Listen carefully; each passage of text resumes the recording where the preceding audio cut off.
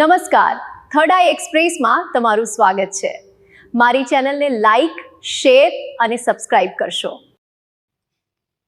પાદરગઢ ગામે જીવલેણ હુમલાના આરોપી ઝડપાયા। પોલીસમાં જાહેરમાં કરાવ્યું રિકન્સ્ટ્રક્શન। આજરોજ તારીખ 17 માર્ચ 2026 ને મંગળવારના બપોરના 3 કલાકે વાત કરીએ તો ભાવનગર જિલ્લાના તળાજા તાલુકાના પાદરગઢ ગામે બનેલી જીવલેણ હુમલાની ઘટનામાં ડાઠા પોલીસે ઝડપી કાર્યવાહી કરી આરોપીઓને ગણતરીના સમયમાં જ ઝડપી પાડ્યા છે। મળતી માહિતી મુજબ 2 દિવસ અગાઉ પાદરગઢ ગામના યુવાન હરેશભાઈ મનુભાઈ પરમાર પર કેટલાક શખ્સોએ અપશબ્દો બોલ્યા બાદ પાઇપ જેવા હથિયારો વડે હુમલો કર્યો હતો। હુમલામાં ફરિયાદીને માથાના ભાગે ગંભીર ઈજા પહોંચતા 33% આવ્યા હતા અને તેમને તાત્કાલિક સારવાર માટે હોસ્પિટલમાં ખસેડવામાં આવ્યા હતા।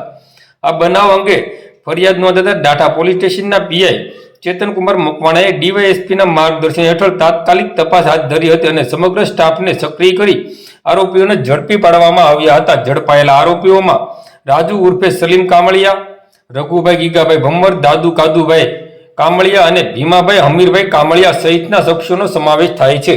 પોલીસ દ્વારા આરોપીઓને પાદરગઢ ગામે લાવી ઘટનાનું રિકન્સ્ટ્રક્શન કરાવવામાં આવ્યું હતું અને જાહેરમાં માફી મંગાવવામાં આવી હતી। આ દરમિયાન ગામમાં મોટી સંખ્યામાં લોકો એકત્ર થયા હતા। પીઆઈ ચેતનકુમાર મકવાણાએ જણાવ્યું હતું કે ડાઠા પંથકમાં કોઈ પણ વ્યક્તિ કાયદો હાથમાં લેશે તો તેની સામે કડકમાં કડક કાર્યવાહી કરવામાં આવશે।